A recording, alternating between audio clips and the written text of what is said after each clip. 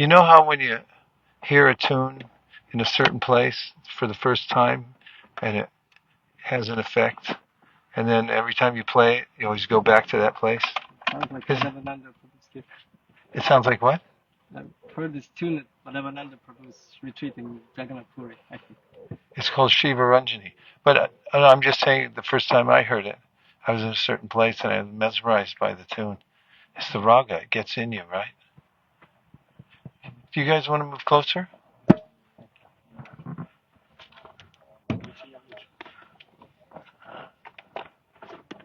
Om Namo Bhagavate Vasudevaya.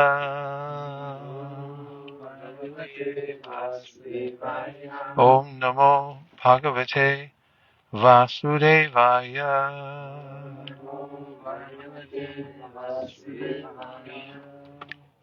Om Jnanatimidandasya Jnananjana Shalakaya Chakshuranmilitam Dena Tasmai Shri Gurave Namaha.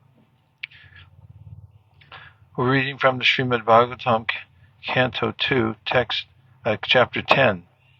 Bhagavatam is the answer to all questions, and we're starting up at text number 10, where we left off this morning. Do you need me to translate into Italian? Yes. You want me to do it? Oh no.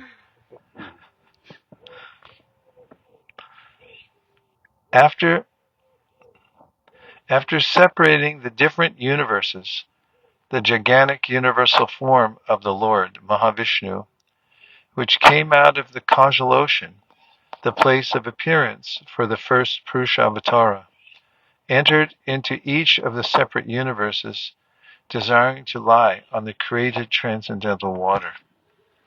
Garbhodak. Purport.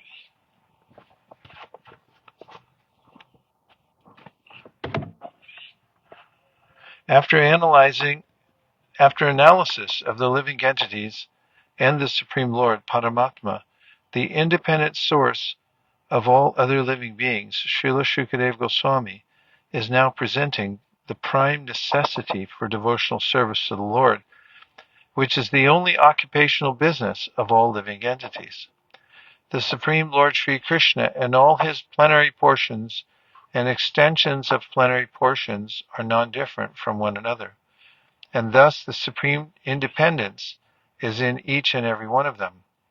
In order to prove this, Shukadeva Goswami, as promised to King Parikshit, describes herein the independence of the Purusha Avatar personality of Godhead, even in the sphere of the material creation. Such activities of the Lord are also transcendental, and therefore they are also lila, or pastimes of the Absolute Lord. Such pastimes of the Lord are very conducive to the hearers for self-realization in the field of devotional service. Some may argue, why not then relish the transcendental lila of the Lord as exhibited in the land of Mathura and Vrindavan, which are sweeter than anything in the world. Srila Vishwanath Chakravarti Thakur replies that the pastimes of the Lord in Vrindavan are meant to be relished by advanced devotees of the Lord. Neophyte devotees will misunderstand such supreme transcendental activities of the Lord, and therefore the Lord's pastimes in the material sphere related to creation, maintenance, and destruction are verily relishable by the prakrita, or mundane devotees of the Lord. As the yoga system mainly based on bodily exercises is meant for the person who is too much attached to the bodily conception of existence, similarly the Lord's pastimes related to the creation and destruction of the material world are for those who are too materially attached. For such mundane creatures, the functions of the body and the functions of the cosmic world through physical laws in relationship with the Lord are also therefore included in understanding of the lawmaker, the Supreme Personality of Godhead. The scientists explain the material functions by so many technological terms of material law, but such blind scientists forget the lawmaker. The Srimad Bhagavatam points out the lawmaker. One should not be amazed by the mechanical arrangement of the complicated engine or dynamo, but one should praise the engineer who creates such a wonderful working machine. That is the difference between the devotee and the non-devotee. Devotees are always full with praising the Lord who directs the physical laws. In the Bhagavad Gita 9:10, the direction of the Lord upon the material nature is described as follows. Mayadhyakshena prakriti suyate sacharacharam hetunanena kaunteya jagad viparivartate. The material nature, full of physical laws, is one of my different energies. Therefore, it is neither independent nor blind. Because I am transcendently all-powerful, simply by my glancing over material nature, because I am transcendentally all-powerful simply by my glancing over material nature, the physical laws of nature work so wonderfully. The actions and reactions of the physical laws work on that account, and thus the material world is created, maintained, and annihilated again and again.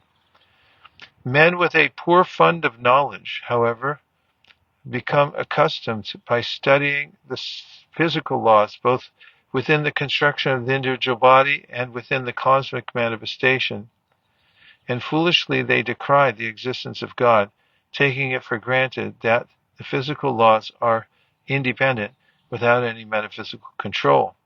The Bhagavad Gita 9:11 replies to this foolishness in the following words. Vajananti ma mudha. You can chant along if you like. Manushim tanamashritam parang bhavamajananto mama bhuta maheshwaram. The foolish men, mudha, do not know the personality of Godhead in his eternal form of bliss and knowledge. The foolish man thinks of the transcendental body of the Lord as something like his own, and therefore he cannot think of the unlimited controlling power of the Lord, who is not visible in the acting of physical laws. The Lord is, however, visible to the naked eyes of people in general when he descends himself by his own personal potency. Lord Krishna incarnated himself as he is and played very wonderful parts as the Lord himself. And the Bhagavad Gita concerns such wonderful actions and knowledge. Yet foolish men will not accept Lord Krishna as the Supreme Lord. Generally, they consider the infinitesimal and infinite features of the Lord because they themselves are unable to become either the infinitesimal or the infinite. But one should know that the infinite and infinitesimal sizes of the Lord are not his highest glories. The most wonderful manifestation of the Lord's power is exhibited when the infinite Lord becomes visible to our eyes as one of us. Yet his activities are different from those of the finite beings. Lifting a mountain at the age of 7 years and marrying 16,000 wives in the prime of his youth are some of the examples of his infinite energy. But the mudhas, after seeing them or hearing about them, decry them as legendary and take the Lord as one of them. They cannot understand that the Lord Sri Krishna, although in the form of a human being, by his own potency. Again, they cannot understand that the Lord Sri Krishna, although in the form of a human being by his own potency, is still the Supreme Lord with full potency as the Supreme Controller. When, however, the mudhas give submissive and oral reception to the messages of the Lord, as in the Srimad Bhagvatam, or in the Srimad Bhagvatam through the channels of disciplic succession, such mudhas also become devotees of the Lord by the grace of his pure devotees. And for this reason only, either in the Bhagavad Gita or in the Srimad Bhagavatam, the pastimes of the Lord in the material world are delineated for the benefit of those men with a poor fund of knowledge. Comments, questions, etc., etc.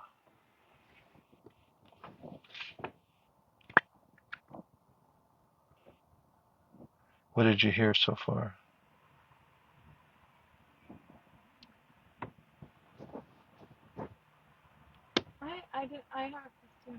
Yes?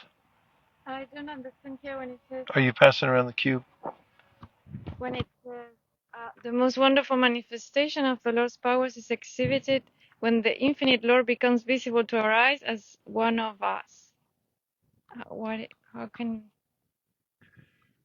How can what? like, how we see the Lord, what it means, like in nature, in the murtis, or It means in what's called the Somyavapu. Uh, Arjuna mentions it in the section of the Bhagavad Gita, the universal form. He shows his universal form, and then he shows his forearm forms, and then Arjuna says, "Please show me that very sublime form." Somya means like gentle, something that we can relate to very easily. Somyavapu. So he's also known as Jananivasa. Jananivaso, I mentioned last night that he walks around with the humans, looks almost like has a human-like form, and it's that is exalted as especially wonderful because although he's the Supreme Personality of God in full opulences, he can be infinitesimal or he can be inconceivably large. He comes in a medium form to be with his devotees and interact with them in a loving exchange. And of course, as is mentioned in that section of the Bhagavad Gita, when the Lord's in his universal form, Arjuna temporarily loses his bearings and is not able to relate to him anymore in a very personal way. He says, "Oh, I'm sorry. I didn't know who you were." And he loses that bhava he had of Krishna being his friend. So it's considered that Bhoma Vrindavan, the earthly Vrindavan, is more exalted than the Vrindavan in the spiritual world because it's more relatable. Is it in the Upadeshamrita? There's this hierarchy.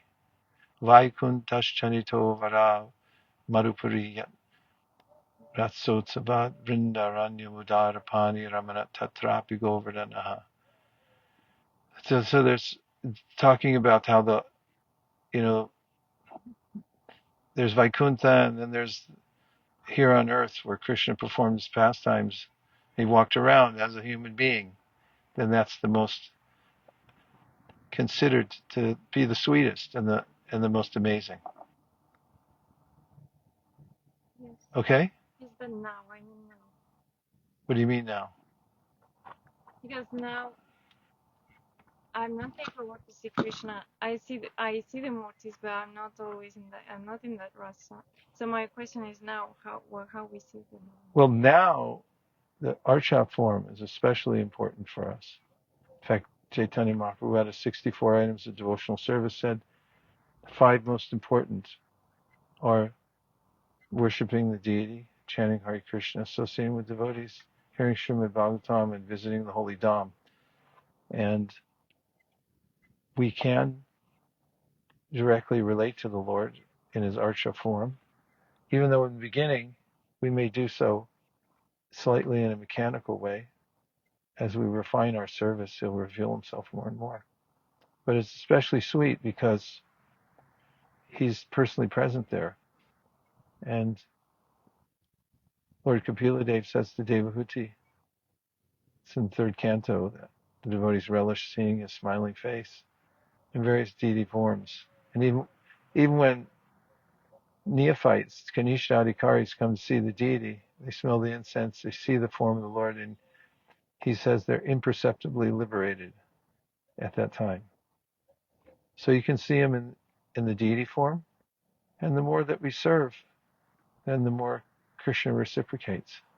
So not to worry.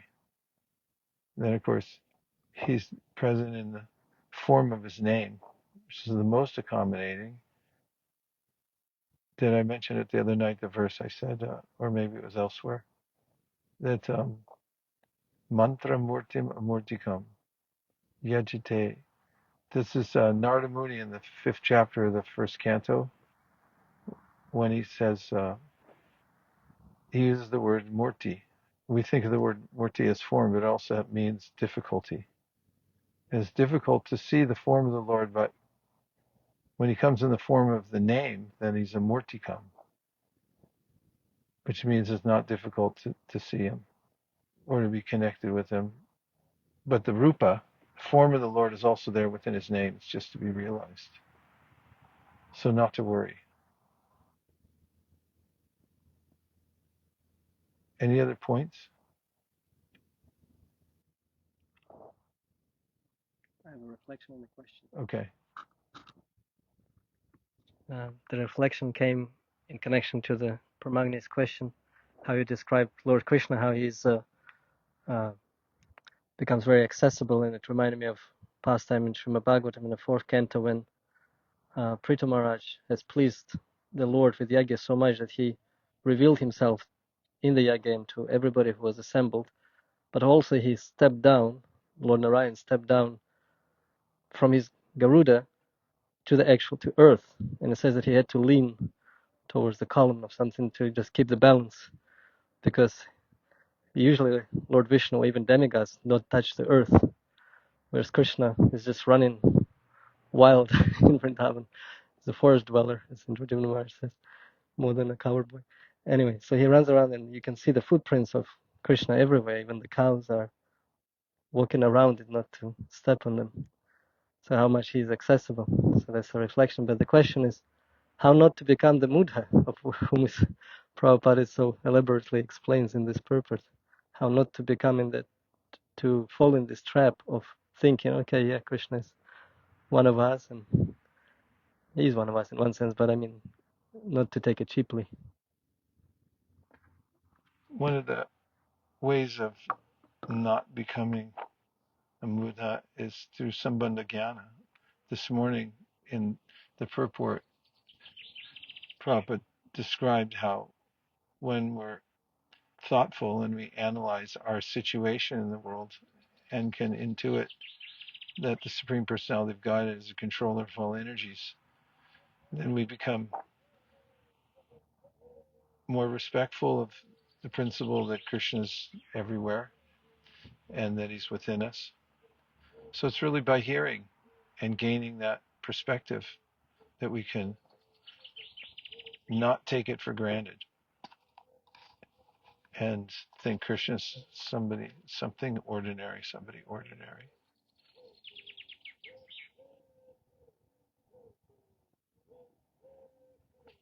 Follow up? And then at what point then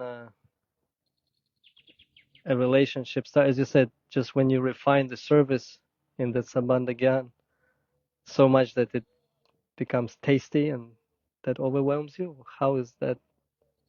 How is the next step happens in a natural or proper way instead of just sahajiya way?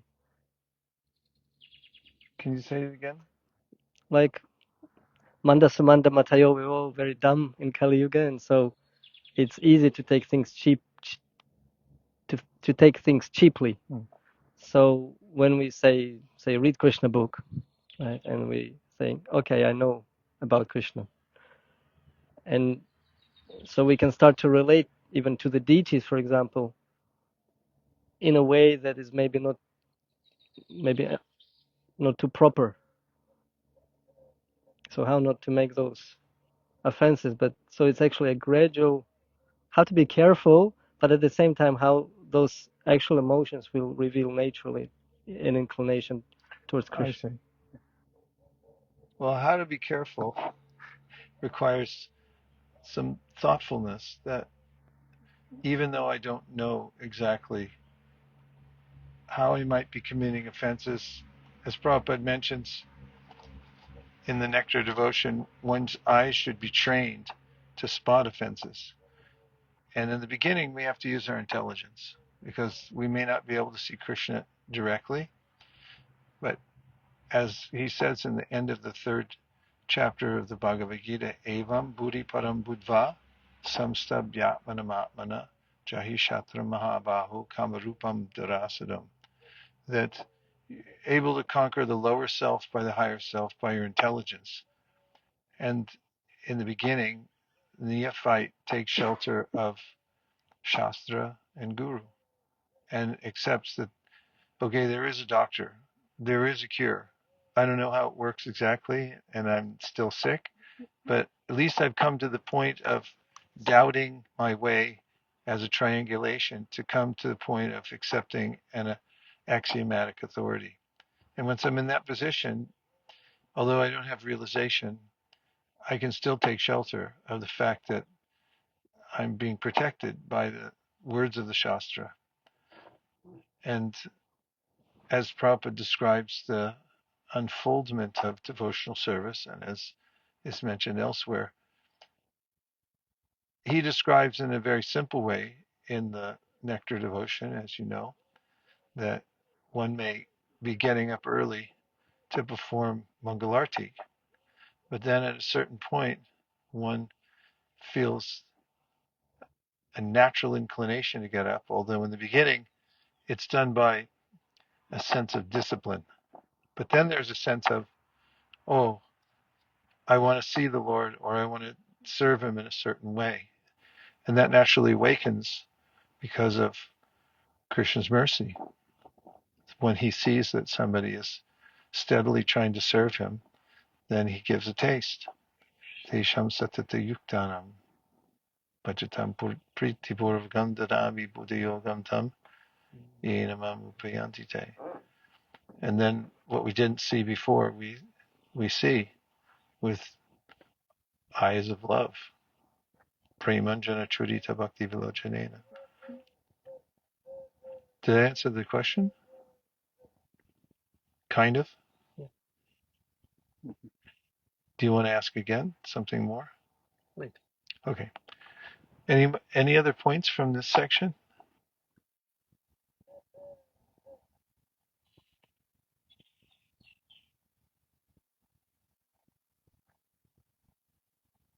Then I'm going on. This is the next verse, which is 11. That Supreme Person is not impersonal and therefore is distinctively a Nara, or person. Therefore, the transcendental water created from the Supreme Nara is known as Nara. And because he lies down on that water, he is known as Narayana. Text 12. One should definitely know that all material ingredients, activities, time, and modes, and the living entities who are meant to enjoy them all, exist by his mercy only. And as soon as he does not care for them, everything becomes non-existent. Purport. The living entities are the enjoyers of the material ingredients, time, modes, etc., because they want to lord it over the material nature. The Lord is the supreme enjoyer, and the living entities are meant to assist the Lord in his enjoyment, and thus participate in the transcendental enjoyment of everyone. The enjoyer and the enjoyed both participate in enjoyment, but deluded by the illusory energy, the living entities want to become the enjoyer, like the Lord, although they are not meant for such enjoyment. The jivas, the living entities, are mentioned in the Bhagavad Gita as the Lord's superior nature, or para, prakriti, and so also it is mentioned in the Vishnu Purana. Therefore, the living entities are never the Purushas, or the factual enjoyers. As such, the spirit of enjoyment by the living entity in the material world is false.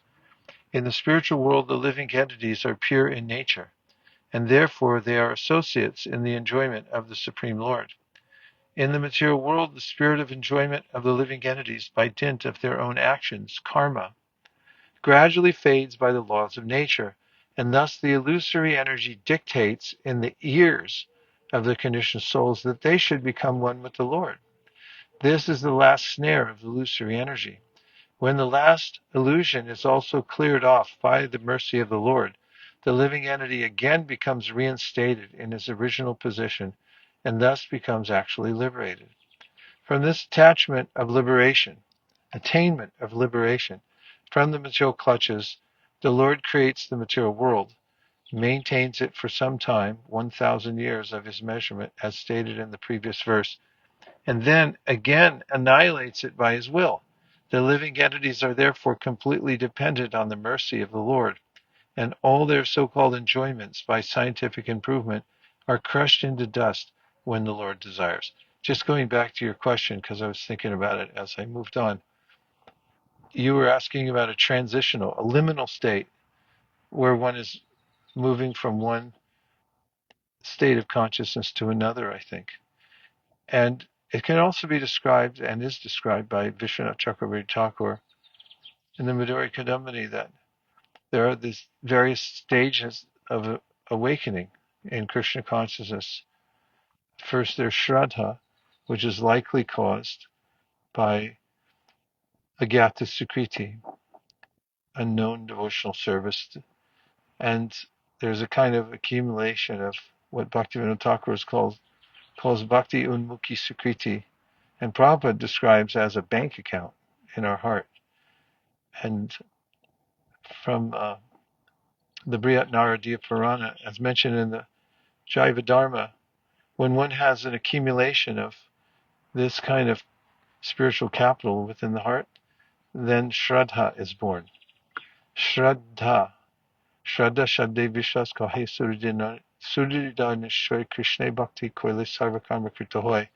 The definition of Shraddha is this firm conviction that the most beneficial thing one can do is perform devotional service, and by doing so, everything else is achieved. Nothing else necessary. Shrad means the heart, and da is an active verb. It means where you place something. So after Shraddha, then there's sadhu sangha, the desire to associate with devotees. One becomes sympathetic towards their cause and thinks, let me live with the devotees, let me do what they're doing. And one may take up the regulated practice of devotional service, after which one has to swim across the great ocean called anartha nivriti, where one realizes the unwanted desires that one's accumulated in one's heart due to association with people who are absorbed in the modes of material nature. And before one comes to the next stage, which is nishta, or steadiness, there are 5 obstacles. First of which is laya, or sleep. One becomes sleepy when the topic of Krishna comes up, just because. And then after sleep is described as distraction, that one may be engaged in hearing or chanting, and then one's mind jumps somewhere else. And after that, then there's indifference, that although one's not sleepy, one's not distracted, I just don't care. It just seems dry, unappealing. And then there's the innate qualities of Kam, Krodh, Lobh, Mana, Moha, Matsarya that are naturally there within the subtle body. And they also block one's progress in devotional service. For example, with envy, it's very difficult to make advancement because it's hard to appreciate devotees when you're envious. And one has to overcome that. And then there's finally the senses. Each one of the senses is when affected by lower modes of material nature, as Krishna describes at the end of the 3rd chapter of the Bhagavad Gita, that each one of the senses becomes contaminated by Rajagun. And because of that, it's very difficult to steadily engage in devotional service. And therefore, Vishwanath Chakravarti Thakur describes the attainment of Nishta as the absence of those 5. And one may notice in the transition that one is losing one's desire to sleep while Krishna Katha is going on. One is not distracted. One's attention is fixed in hearing, that one finds the topic of Krishna ever enchanting. And as I quoted this morning, tada rajastamo bhava kama lobhadayaschaye chaitaitarana vidam stitam sattve prasidati, that in that state of stitam sattve means you've risen above goodness, because that kind of sattve means Shuddhasattva.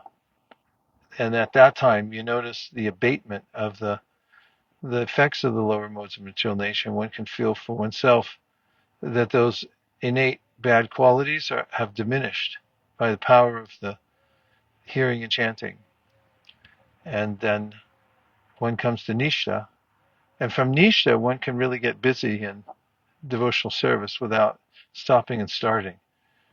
Because of that, then as Vishnu Chakravarti Thakur says, then the nectar starts to flow.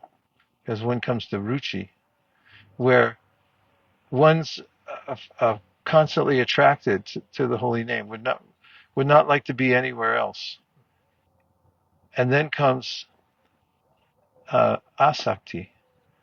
The difference between a ruchi and asakti, he says, is in ruchi, one's mind always being drawn to the holy name and to topics of Krishna, like described by Kapilade Madguna Shuti Matrena Sarvamaya Hashaye Manogatira Vishina Yata Gangam Basam Budao. It's like the Ganges, it's always flowing. It never stops running after the topic. And he said, but the difference between Ruchi and Asakti is that in Asakti, one can hardly concentrate on anything else. And one has to rest one's mind, W-R-E-S-T, away from the topic of Krishna just to attend to ordinary activities in the world, because the mind is so attached to hearing about Krishna. And from that, Chaitanya Mahaprabhu describes how in that constant connection with the internal energy, it's like a sun ray of bhakti that touches the heart. And because of that sun ray of bhakti, the heart begins to soften. Evam pratasva priyanama kirtya jatana rago juta truta ucher hasatito rotiti roti gayati unmadavan ritidi lokabayaha. The heart, when the heart melts, then one starts to relish the mellows of relationship with Krishna within the heart. And then when one comes to complete purification, or almost complete purification, one attains prema. And when one's in prema and also sees Krishna face to face, it's known that he's completely, or she's completely freed from any of the last vestiges of contamination caused by offenses to the devotees. So I was thinking more in terms of, that type of progression. Do you still want to ask something more? No, I'm appreciating this addition because it's super valuable to reflect on and also to aspire for it. It reminded me, I was attending a seminar of Shivaram Swami on Gayatri Mantra, and one devotee asked, I'm chanting like more, 32 rounds at least a day, and I'm very attached to chanting. Can I skip Gayatri Mantra when I'm like in that attachment mode, just chanting in that jubilation and joy? And Shri Maharaj replied, if you don't notice the time, that is a Gayatri time, then it's okay. If you still notice, then better chant Gayatri. So it made me think at that time and still now that how far we are from, chanting the holy name, that we actually are crying, etc. So there's way up to go. If we get confused that we are somewhere on some level, we can reflect on those points, which are those 5 that Vishwanath Chakravarti Thakur mentions, and easily testify ourselves that we are not close yet to anywhere. Within the verse I just quoted, Evam pratasva priyanama kirtya, which is the verse that Srila Ishwar Puri gave to Lord Chaitanya Mahaprabhu just after he had received initiation. And then he came back to his guru and he said, are you sure you gave me the right mantra? Because when I chant this, I act like a mad person. And the spiritual master then quoted the verse, Ummadavam ritati ilokabayaha, that person who's absorbed in love of God, doesn't care for outsiders, and shows these ecstatic symptoms. But in the purport, the acharyas who summarily comment on this say that not all devotees show external symptoms. Some exhibit them and others don't, even though they have the same ecstasy. And then Madhvacharya says, but all devotees show two symptoms by which, and he says definitively, they're the only two by which you can discern whether somebody's advanced or not. And those are, one, steadiness in service, and two, what he calls mukhya prasad, which means when you hear such a person speak, they're always speaking for the upliftment, spiritual upliftment of others. That's their mode, because, as even in the verse, Krishneti yasya giritam manasadriyeta dikshasti che pranati bishta bhajantamisham shushushaya bhajana vignamananyamanya nindari shunya hridamipsita sangalavya. The person's heart become free from the propensity to criticize others, speaks in such a way that he can benefit others. That's what we call mukhya prasada. But then again, there's the verse in the second canto of the Srimad Bhagvatam where Shukadeva Goswami says that the symptoms of ecstasy should appear within the body. Otherwise, one's known to be steel-hearted. And Bhaktivinoda Thakur says, Krishna bolbe jabe pulak habe jorbe anki bolitai. If you keep chanting, then tears will come to your eyes and your hairs will stand on end.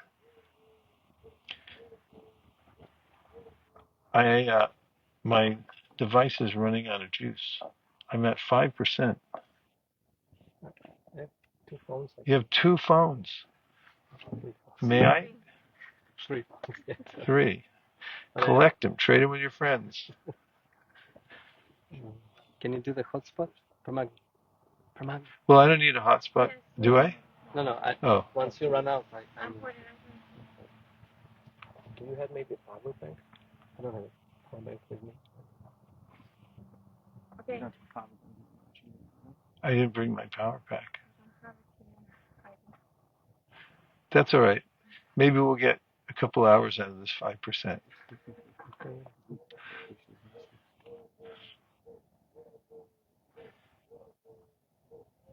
It's on 2:10:13.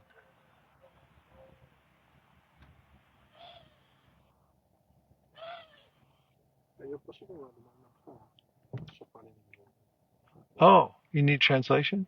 That's the question. Yes. He understands but not speak. Oh, okay. The questions he needs. Very nice. Okay. Yeah, please go ahead. Yeah, he tried to. Okay. Otherwise, we can switch to. Okay.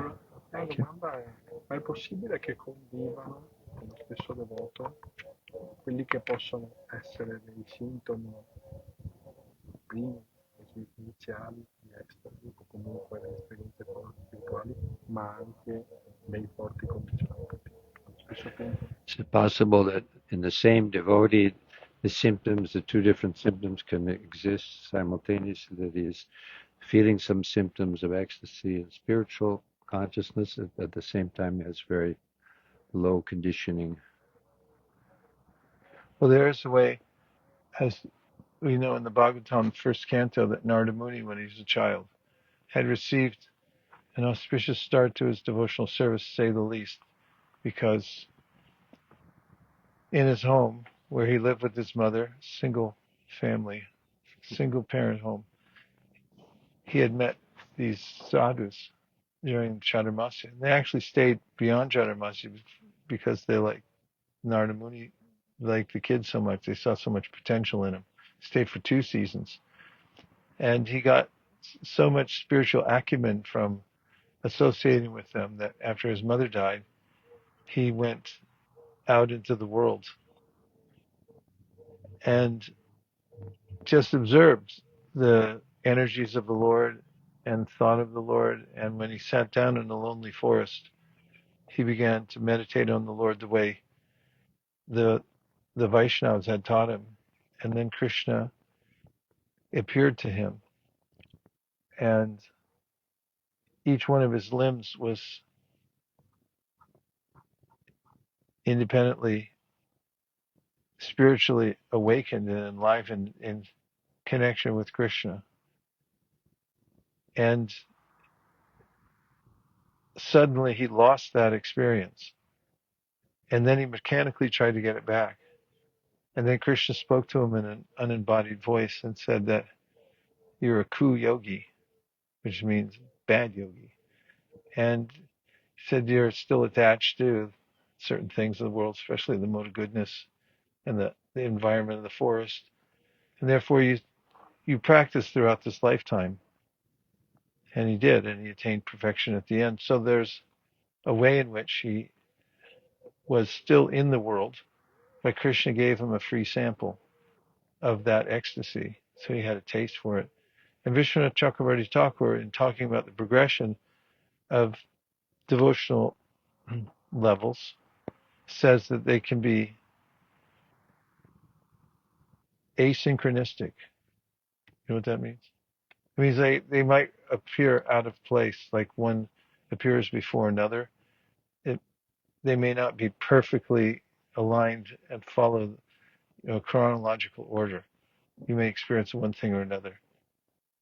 And of course, it's until one's muktir ba yata rupam swarupena vyavastiti, until one's given up the mortal frame and the subtle body that one's carried, one's not considered completely liberated. So there is a state, an interim state, where one's jivan mukta within the material body, and may still be aware of the fact that is in connection to the material world through the physical body, but at the same time has his own inner life of experience. So the two things are going on at the same time.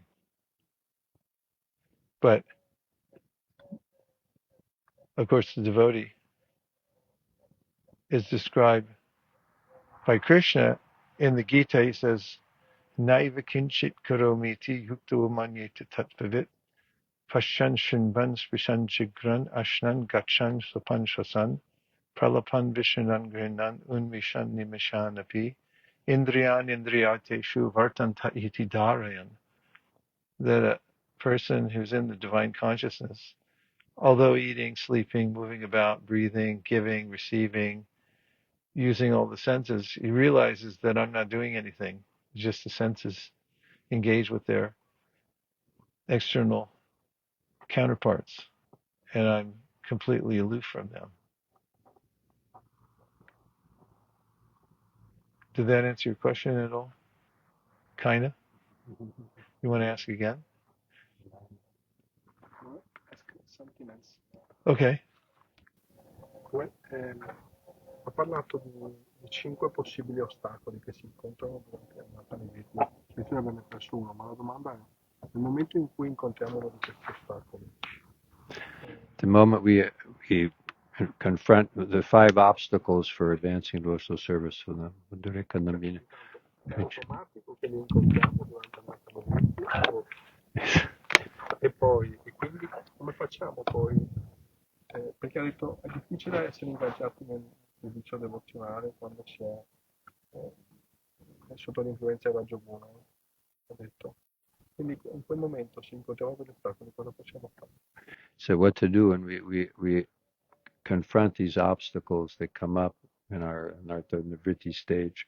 What to do? What can we do to overcome them? Krishna answers that in 11th canto of the Bhagvatam. It's a question that Uddhava also asked, same question. And Krishna says, Jatashrana Makatasu Nirvina Sarvakarmasu Veda Dukatmakam Kamam Pratyage Pranishvara Tato Bhajeta Mam Prita Shraddha Lurdrita Nishchaya Jushamanam Samam Kartam Duko Darkam Stagarayan. And that is that he acknowledges that one's faith, Jata Shraddha, means that faith is awakened. Matkatasu, faith in what? In hearing about me. And matkatasu, nirvina sarvakarmasu. He knows that all, he's disgusted by his interaction, his attachment to the material world. So it's there. There's some attachment there. Veda dukatmakam kamams means that he knows, Veda dukatmakam kamams, that any kind of kama, material desire, leads to misery. He understands that. Parityage pyanishvara, like parityage means to give something up. Pyanishvara means, Ishvara means the supreme controller, but also means the ability to do something. So he says, even though he knows all these things, parityage pyanishvara, he still can't give it up. Doesn't have the power yet to let go. So then Krishna continues, says, Tato bhajetamam prita shraddha lurjanishchaya. One should understand that because he's in the process, that he's very dear to me. Such a person is dear to me because he's in the process. And shraddha lurjan, you should have a dhrida nishchaya. You should be very determined.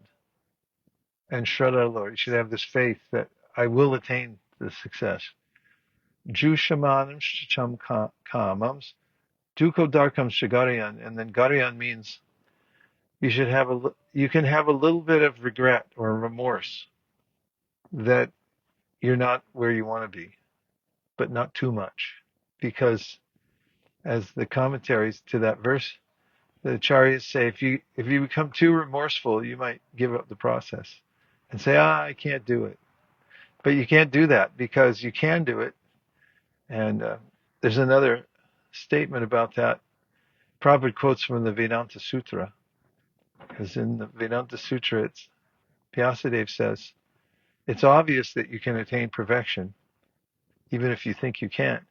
And the logic he gives is because all the Shastras are talking to us as human beings. And if they're telling us to practice and attain perfection, then it means that we can do it. It would be illogical to say we couldn't attain the perfection. So that's another word called liminal state, when we're crossing over from having faith and then and entering into the process, and then we have to gradually come to nishta and ruchi. We have to be tolerant of our own ineptitude. What's the word for ineptness in Italian? Incapacitano. Okay. How come you understand English perfectly, but you can't speak it? Oh, you can? Okay. He's playing possum on me. Practicing. All right. No chance to practice. So it's very encouraging that Krishna acknowledges that there's going to be a stage where you can't do what you want to do. In fact, one of the most helpful or encouraging purports is in Bhagavad Gita 3:31. You know the verse, Ye me matam idam nityam anutishanti manava. Krishna says that one who accepts the process and whatever I say to be absolutely true, but doesn't have the power to actually follow it properly, will become successful. And in the purport, Prabhupada says, somebody may be a very intelligent scholar and be able to write Sanskrit and write all these commentaries, but if he doesn't have faith in the Lord, then that person will never attain perfection. A simple person who accepts the Lord's words, even though unable to follow what he says, will attain perfection by the grace of the Lord. Because, Prabhupada says, he doesn't resent the principle. Resent one principle, the principle that I can't do it yet. So we just have to stay the course and be patient. Be very supremely patient with the process. Prabhupada, there's another purport in the light of the Bhagavat where Prabhupada describes, in the light of the Bhagavat, it's the plate that describes how in the autumn season mating is going on. And once the female is pregnant, then she's going to come to term and give birth to offspring. There will be offspring. So in the interim, where's the baby? Where's the baby? It's like, don't worry, it's going to come.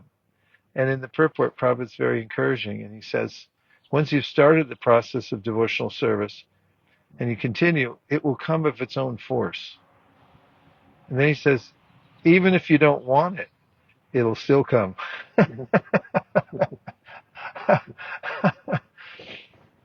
like, no thanks, I did change my mind. Well, yeah, it's a little late.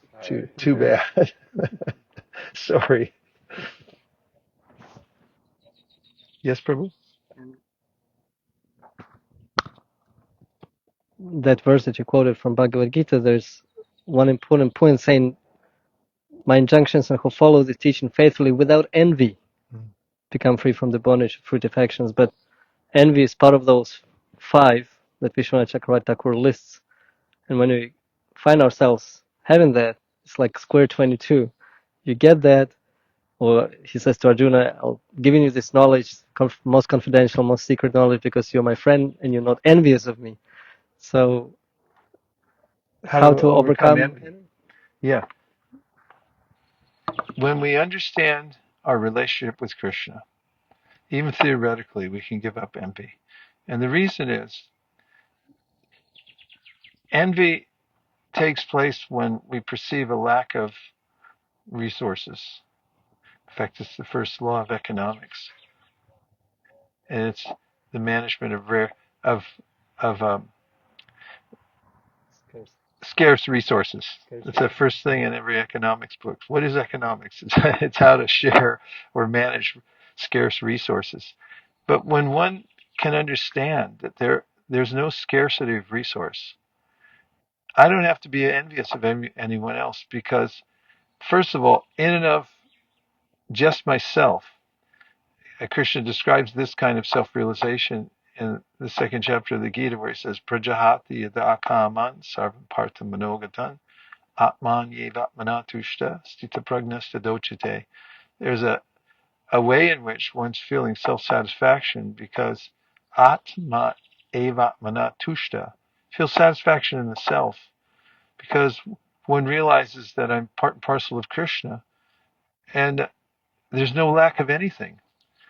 And somebody may be smarter than me, but doesn't feel envious, because one feels like I'm already connected to the source of all intelligence, and therefore there's no scarce resources. Or someone may be wealthier than another person, and the person understands that Krishna is the source of all wealth. He can give and take it away at any time. Therefore, I needn't be envy.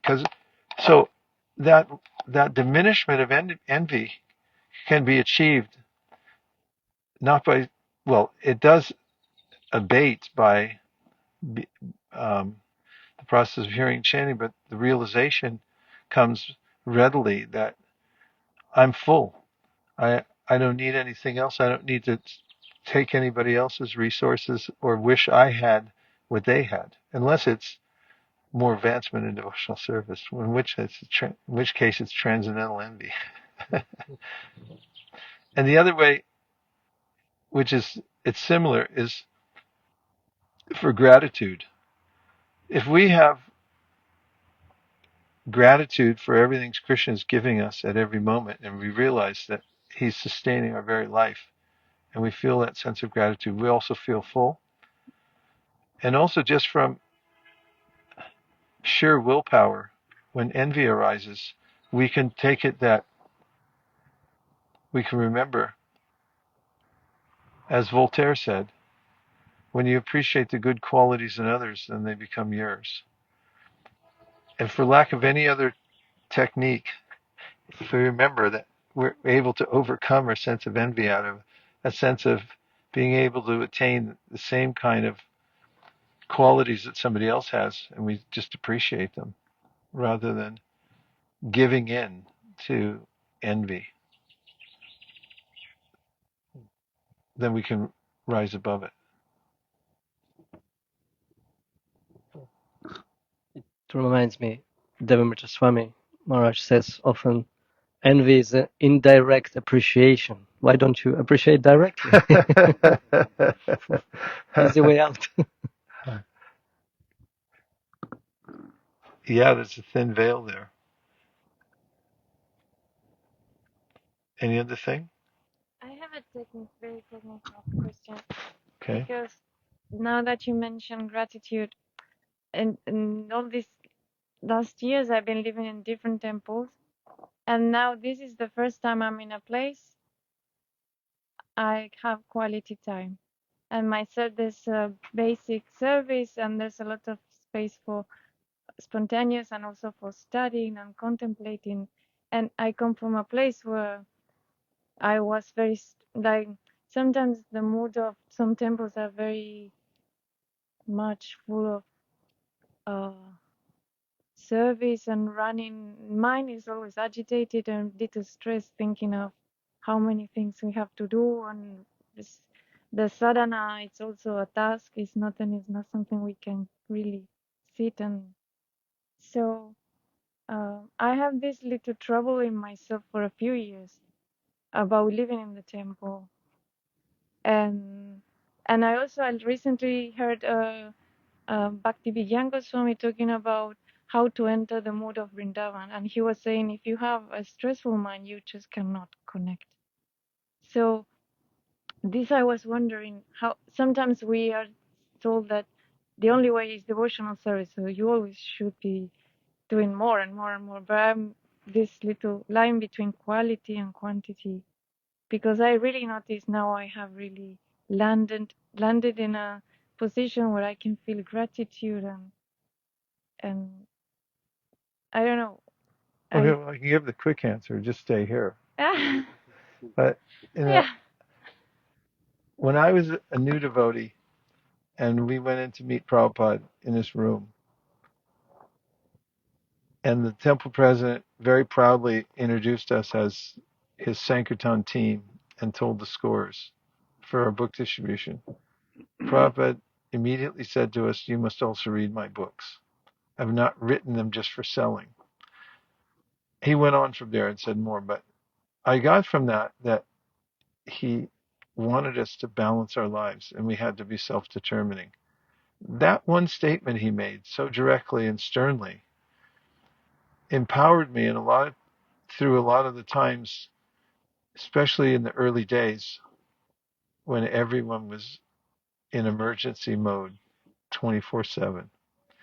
And I always took my time to read because Prabhupada told me to. And to have a dose of that is helpful. Now, I mean, ISKCON is a community, it's a society, and we want to do a lot of service. It's nectarian to do service, and there's unlimited service to do. Unless you're in a situation where somebody is very thoughtful in meting out service that you take, you have to be a little careful yourself to make sure you don't take on too much and you don't take on too little either. So if you take on too little and you get in the mode of, well, I'm a Bābājī now, then that can turn into something else. So you have to balance, self-regulate, and be careful. And if you don't have that already, and one of the reasons is, from my own experience, if people notice that you're talented in some way, of course it couldn't apply in my case, but I'm talking about other people. But if they notice that you can get things done in a certain way, you have some life, they'll just say, "Hey, can you do this? Can you do that?" Rarely do they say, "Do you have a timesheet that tells how much time you're using already?" And so you have to learn some techniques of say no first, and then think about it and see if it fits into your schedule. After all, Krishna says, "Yukta hara viharasya yukta chestasya karmasu yukta swapna vibodhasya yogo bhavati dukkha." Yukta means to be balanced in the way that you approach everything in your life, and that can change from era to era, and obviously from community to community. So the fact that you feel a little confused about it is not out of the ordinary. The human condition is quite confusing anyway. There's never a time when there's not some conundrum causing a spin in your head where you're trying to figure out how to manage, because we're really in a liminal state here in the human life, and it always requires repositioning constantly to try to figure out how I should do now. Besides that, just someone once told Prabhupada the devotees were in anxiety because of service, and Prabhupada said, tell them it is transcendental service. She said nobody does more service than Yashoda, because she's always thinking about Krishna and worrying that he's going to crawl away somewhere and get trampled or whatever worry she has. He said, but that's transcendental. But it's we've seen many times, maybe in ourselves and in others, who have overextended themselves in Krishna consciousness, and then their nervous system gets affected or their health gets affected and so forth. And my friend Satyadev Prabhu, who was a paramedic for 20 years, told me a long time ago, the first thing they taught him in paramedic school is that a dead paramedic can't save anybody. Therefore, your first duty is to stay alive. And that's also an admonition given by Sridhar Swami in his commentary on Tattenu Kampam, 10:14:8, Tattenu Kampam Susamikshamano. It's a verse by Brahma where he says that if you develop the attitude that whatever happens to me is Krishna's mercy, and you're able to maintain that, then he said you become eligible for the kingdom of God. And Sridhar Swami says that the only duty of the son of a rich man is to stay alive, because he'll inherit the wealth. So in the same way, he says, our first duty is to somehow or other stay alive in Krishna consciousness. It's also in the verse, Jnani prayasa mudapasya namanta eva jivanti san mukaritam bhavadiyavartam stane stita shrutikatam tanuban mano e prayaso jito pyasitais trilokyam. Where jivanti san mukaridam. Jivanti means stay alive. And in the commentary it says, if all you do is stay alive so that you can go on hearing and chanting, still okay. So, it requires a little thoughtfulness to balance yourself and make sure that you don't get overwrought. And helps to make goals, write things down, decide what your priorities are, and then have a schedule that you can handle so you don't get overwhelmed to such a degree that you feel that you can't peacefully do your service. You can tell, there's a section in the Chaitanya Charitamrita describing how you can tell whether it's good for you or not. If you're from your service, if you're getting energy and encouragement. If you're losing strength and you're losing your power and you're feeling discouraged, of course, it could just mean that you're prone to that and you need, constant mentoring. That's me. Then there's a way that, you could also see that your service needs a little bit of more balance.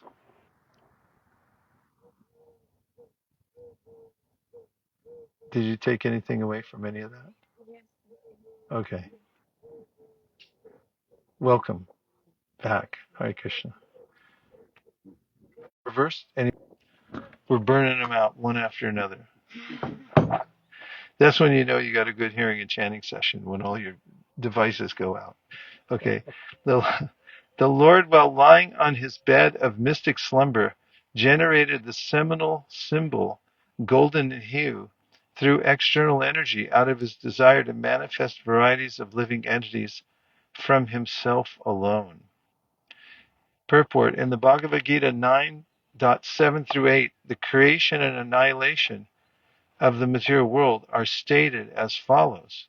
Sarva bhutani kaunteya prakritim yanti mamikam kalpakshay punastani kalpado visrajamyaham prakritim swam abhashtabhya vishrajami punak punak bhutagramam imam kritstam avasham prakritir vashat.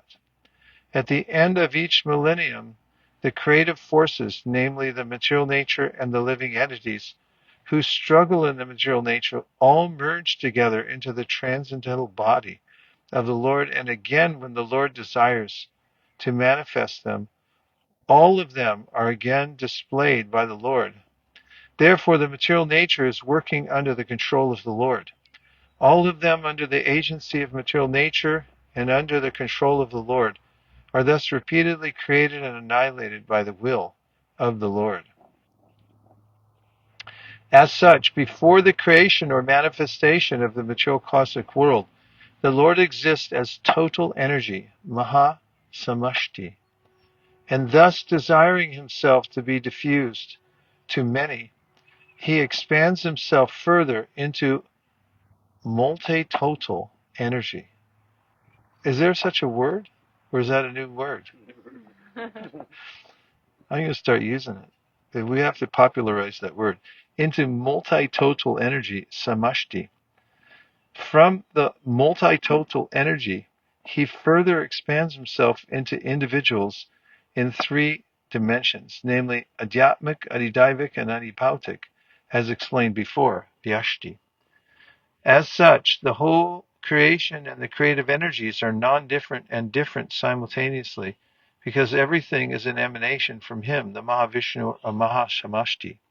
Nothing of the cosmic energies is different from him, but all such expanded energies have specific functions and display as designed by the Lord, and therefore they are simultaneously different from the Lord.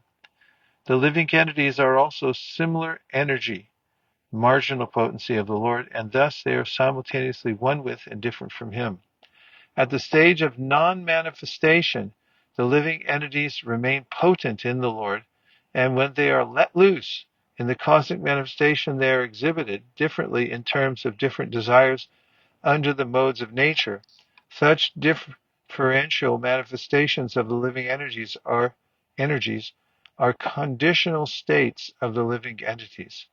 The liberated living entities, however, in the Sanatan, eternal manifestation, are unconditionally surrendered souls, and therefore they are not subject to the conditions of creation and annihilation. So this creation takes place by the glance of the Lord from his bedstead of mystic slumber. And thus all the universes and the Lord of the universe, Brahma, are again and again manifested and annihilated. So poetical, isn't it? His bedstead of mystic slumber. Any points, questions to expand the thought process?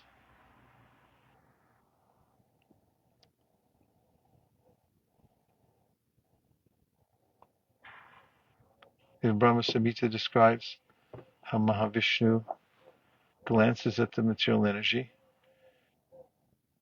Even though he glances, he doesn't have connection with it because his glance is carried by his internal potency.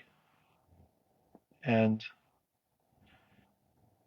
the glance is also manifested as Shambhu. And it's the combination of, it's the transfer of Krishna's internal energy into the material nature, through which transformation of Shambhu takes place. And he and his consort then are the foundational aspects of the material world. The living beings, Kala, and the modes of nature agitate the neutral form of the aggregate of material energy and then begin to coagulate it and take the various forms.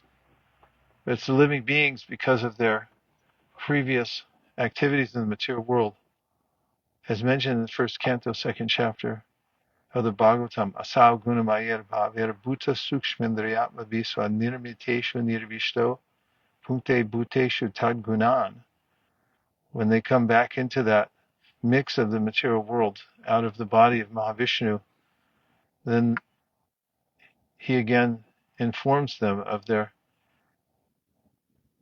previous momentum in the material world due to their material desires, and they again take up where they left off in the last creation.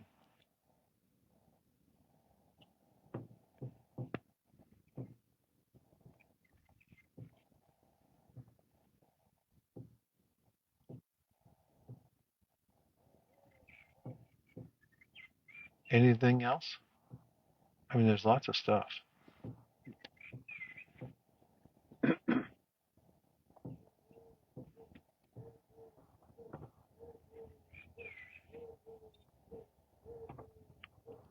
I'll read the verse again. The Lord, while lying on his bed of mystic slumber, generated the seminal symbol, golden in hue, through external energy out of his desire to manifest varieties of living entities from himself alone.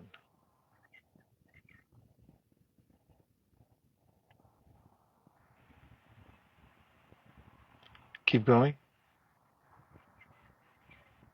Yeah. Una más. One more verse. 14.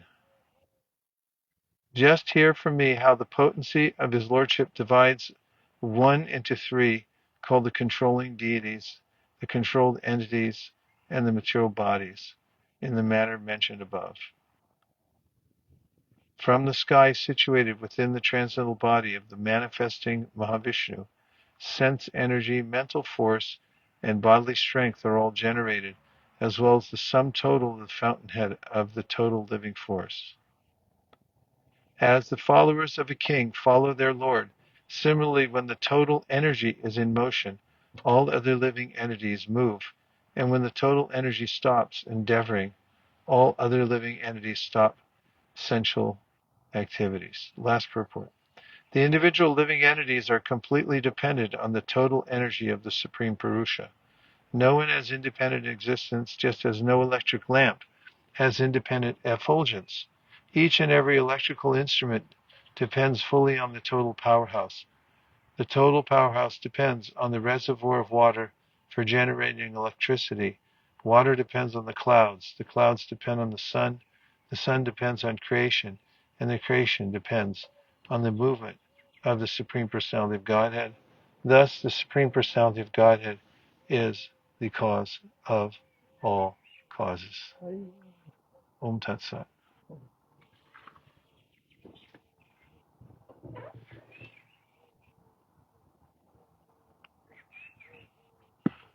Last points, questions, comments, complaints. In the circle like I did yesterday. Yes, you start.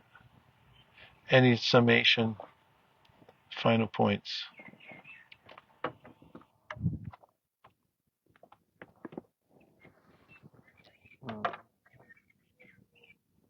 I was thinking about a question, if I can still ask one quick question, or is it for just now feedbacks or? If the question's under 10 seconds, the judges will perhaps accept it. Okay, then I say it and maybe you just refuse to. No, go ahead. So in the past few weeks, I was thinking about one thing. What came to my mind now that we were reading about how the Lord, how the creation is going on. That I was reading about the Adityas in a 12th canto, the Srimad Bhagavatam, and there the Bhagavatam lists all the Adityas and all the association of the Adityas. I think there are 6 association of all the Adityas who are traveling through the sky, through the year as the sun god. And so there is a list what the Bhagavatam gives about these personalities. And there at the very end, the last aditya who is written there. There is a purport that's written by the disciples of Srila Prabhupada, and there they are quoting from the Varaha Purana, as far as I remember, and they also give a list about the adityas and all their associations, but that list is different. What are in the verses slightly? I mean, some names are not the same, and so I was just thinking that, like, how to handle and how to understand such a thing when we get into, for example, reading Srimad Bhagavatam, what I cannot understand, the seemingly a how you call it in English, seemingly a kind of contradiction. So how to understand and this kind of contradictions, what are maybe just looks like contradictions, just because of my ignorance, I'm not able to understand it properly. So there are different ways that our acharyas deal with it. First, most common way is by mentioning that there are different kalpas. The creations take place and there's variation within that. So what happened in a previous kalpa may have a slight variation from the one before it. Doesn't always appear the same way. And so when it's being described, for instance, with Varaha, it's described in two different ways, and the acharyas harmonize it by mentioning that this description doesn't seem parallel because it's from a different time of creation. And there's also room for variation. For instance, when Krishna's talking to Uddhava about Sankhya, he talks about the different ways that people categorize the energies of the material world. And he said, these don't have to be absolutely precise. They're just ways of counting the material nature so that one can put it in the category of being inferior energy. And he'll say some people categorize this many elements, some say it's that many elements. We needn't to become overwhelmed by the detail of it, but remember the principle behind it. And finally, there are unlimited combinations, permutations of possibilities in the material world. It's not stereotype. There can always be some variation at any time for any of the other reasons, or just because the material world is not completely stereotyped. It's endlessly mutable, and it's unknown to us, and therefore it can have different descriptions. Our acharyas don't have a real problem with it. For instance, Sanatana Goswami in his commentaries is famous for giving 7 different answers to one question and saying it could be like this, or it could be like that, or it could be like this. And therefore, you can understand that he's making an ultimate point, which is to come to understand and love Krishna. It's not to get all the exact combination of facts in a row, like in physics or mathematics. Okay? Yes, Guru Maharaj. Yeah, thank you. All right. Your turn. Should I do?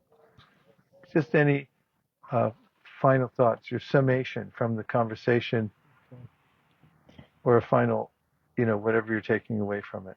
What I'm thinking now, in front of these last 3-4 verses, speaking about creation, annihilation, energies, it is too much for me to understand. And I'm wondering which is the benefit to know this when still I'm struggling with chanting Hare Krishna, with trying not to be envious, doing my service. So probably I'm saying this because I am a beginner, and so I don't feel the taste for this kind of information. That's it. Okay. No response required, right? If you can say something, it's always better, but up to you. Thank you. I'll think about it. You want to say anything? I just came and listening. Yeah, well, what was that like? The nectar. I mean, just say what it felt like. I just. And like, you could also say why you came here. There's a lot of other I places you came could because have lava matra, lava matra. gone. Just I could not. Unfortunately, I could not come earlier, so I just came whatever I could because I hope that Krishna, seeing that at least I'm trying my best, he will give me more opportunity to have sadhusanga. I really like that a lot. Because even one phrase can change many things. Wow. My observation that I listen class, but what I carry for years, it might be one or two thoughts from one class, or maybe one or two thoughts from many classes. So you never know where you get it, how Krishna give it. That's why I came. I like it. Lava Matra. Even one idea can change your life. I just have this feeling of, because I follow Silicon Valley, right? The nectar of the congregation, and when you do this kind of sangha, but it's completely different being present in the same circle. So I just I now have a real fire desire to be, for example, in Kartik, when you read every day, you meet with devotees all day, every day, for a whole month. So thank you, because you awaken this desire. Jai. That's a good thing to take away. Desire to hear more. Thank you. I will say thank you for this opportunity, for this meeting. This sangha is very nice to be here, to have you, all of you here, and very special devotees here in Prabhupada Desh. And it's very nice to have this possibility, like in Namisharanya forest. Yeah. I'm just listening, obviously, but it's very, very nice. Thank you for this opportunity. Thank you. Yeah, Naimisharanya. It's very pleasant here. Thank you. It's just so overwhelming that I'm not sure what to say. So much. I just realize how I need to study more. Reminding of the Prabhupada's instruction. He told me the same thing actually in a letter, said the same thing, that I'm very happy you're distributing so many books, but remember to read the books. So he said the same thing. You were fortunate, he said you personally, but writing was the same. So it just brought me back to that. Maybe even better because you have it in black and white. I still have it. As our accountant said, in order to make a proof in accounting, you have to have it in black and white. And one realization I've had is how much energy Prabhupada put into writing the books. It's like, well, I can't do that, but at least I could try to take a drop of that in that type of energy in reading them. Like he set the example that no holds bar, just go for it and write all these books. And it's like, okay, what if we put the same energy into reading them, or whatever we could do according to our capacity? It's totally bona fide. And how that empowers you to enliven others to read the books and receive the books the more you're reading them. And the importance, like he was asking, what's the point of reading all these things about the creation? But it says that for neophytes, it's very important to learn about Mahavishnu, Garbhodaksha, Vishnu, Shirna. It's more important to learn about that, to hear about that, than the human-like pastimes of Krishna and the gopis and Vrindavan. It's more important to learn. Otherwise, we won't understand who Krishna is. We won't understand that he's not just a human being. But by reading these parts about the creation, then becomes very clear that he's the supreme. But that same Krishna is the one who created all this. Is the same one who seems to be like a human being. So then they won't think his pastimes are like another mundane in any way. That's why it should be relishable for devotees to read about Karna Daksha Vishnu, every time we hear about it, we shouldn't wait. Let's get over this and get to the nectar. No, it should be just as relishable to hear anything about Krishna. Also this creation, because otherwise we'll never understand Krishna's intimate pastimes, human-like pastimes. We'll just think he's a human being, and that I can be like that too. We'll become envious of Krishna, unless we understand this first part. Anyway, it's still it's very inspiring to see how much you're studied and read and absorbed Srila Prabhupada's books, and I feel like I have so much time I've missed. I should be more intensely reading, taking that instruction as you took it to heart. I should be taking it to heart more. Well, I constantly have the same feeling it's just the benefit of, well, there's an old saying, if you're the smartest one in the room, you're in the wrong room. And try to be in association where you have that overwhelmed feeling. It's a good feeling to be loaded up like that and go like, dang it,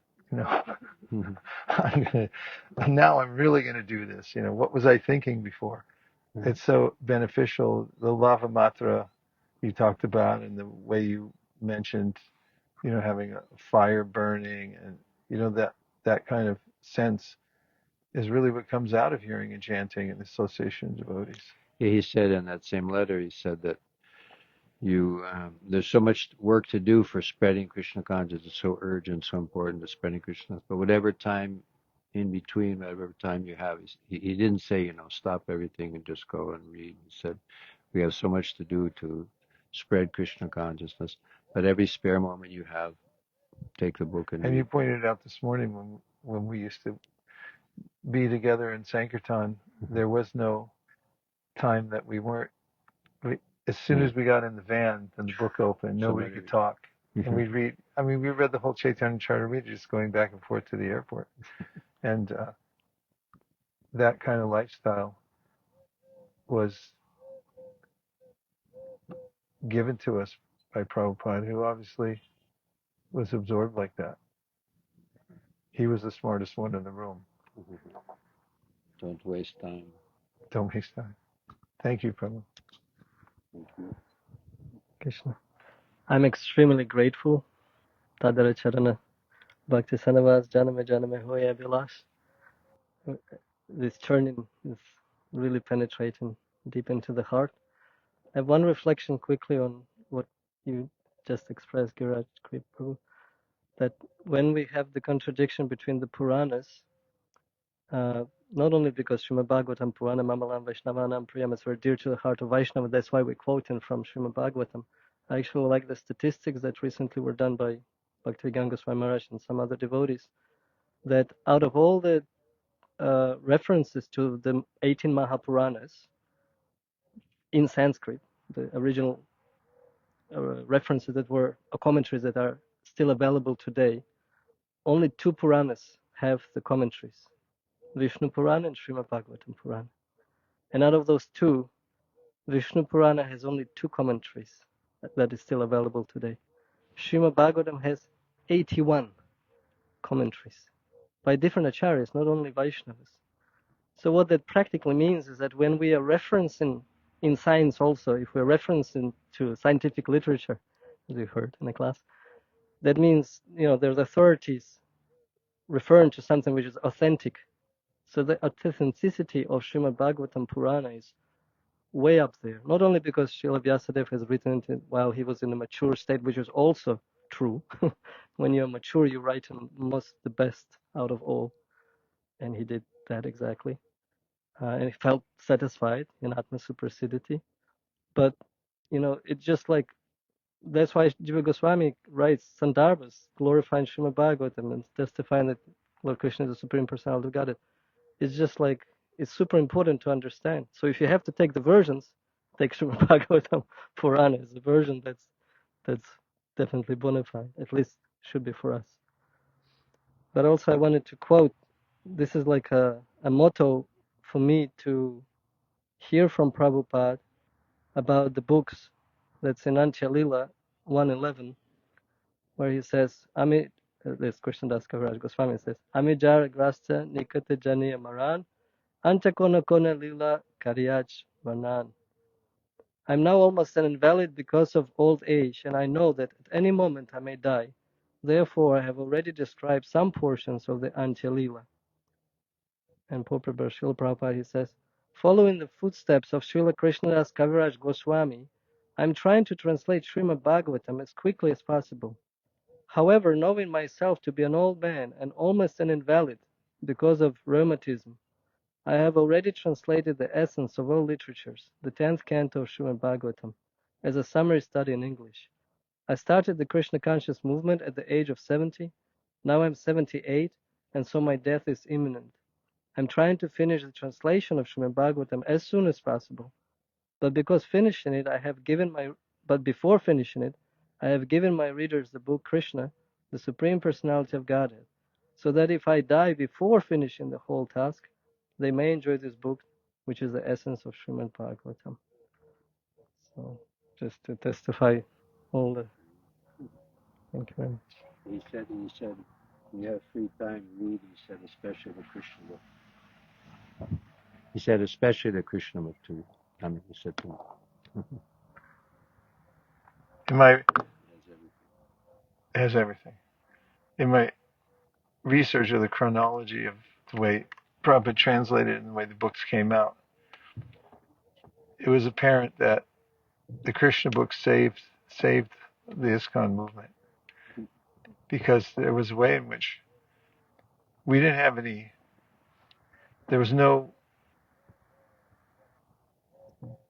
resources. It was very difficult to get resources. There were no Indians, and there wasn't a lot of devotee power. Whatever was coming in was scarce. And then when Krishna appeared in the form of the 10th canto summary in the Krishna book, that's right from the time when big book distribution started, because the devotees discovered how to sell the Krishna book. It was a complete revelation about how they could actually sell a big book.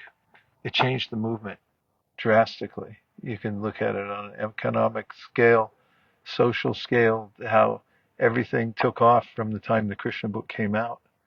So it's symbolic of how our lives are when we ananyas chintayantamam yejana paripasate tesham nityabhyuktanam yogakshema mahamyaham.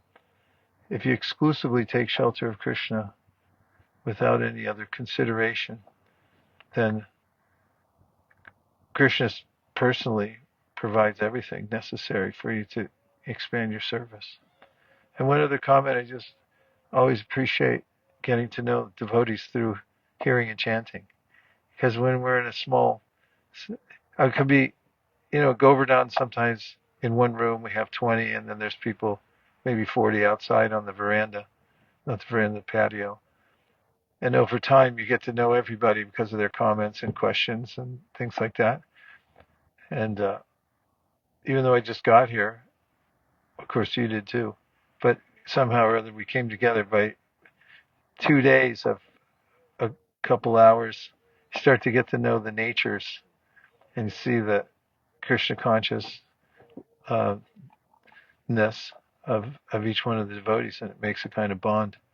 But the other part of it is just to know how universal Krishna consciousness is, because wherever you go, doesn't matter what culture, it's the same experience, that the soul's there, soul's Krishna, part of Krishna, and then when you hear and chant, you get the same kinds of, not that they're not unique, but you get the same kinds of realizations from devotees, and you see like, oh, okay, this is all-encompassing, and there with every soul. Dear Srila Prabhupada, dear Shri Chaitanya Mahaprabhu, Shri Shri Panchatattva, Shri Shri Gaunitai, Shri Shri Radha Madan Mohan, Shri Shri Lakshmi Nrsingadev, if we so desire, please empower us that we can always keep the transcendental vibration going and invent ways to make sure it spreads all over the world. Thank you for considering our request. Om Tat Sat. Everyone who agrees with this prayer in whole or in part, please unmute and say Hare Krishna. Hare Krishna. Vanchakalptabhishta.